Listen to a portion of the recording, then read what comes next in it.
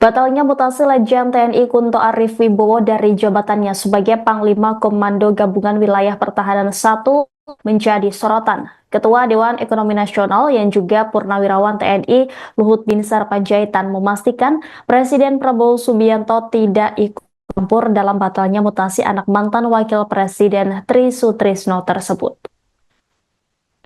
Luhut mengatakan pembatalan mutasi di tubuh TNI merupakan hal yang wajar terjadi.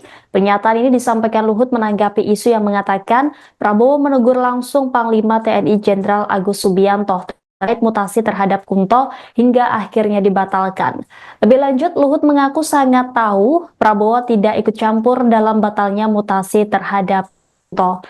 Sementara itu, anggota Komisi 1 Download Tribun X sekarang, menghadirkan lokal menjadi Indonesia.